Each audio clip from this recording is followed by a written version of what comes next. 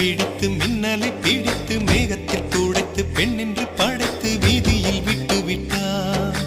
இப்படி இன்னொரு பெண்மையை படைக்க தன்னிடம் கற்பனை தீர்ந்ததை எண்ணித்தான் பிரம்மனும் மூர்ச்சையுற்றார்.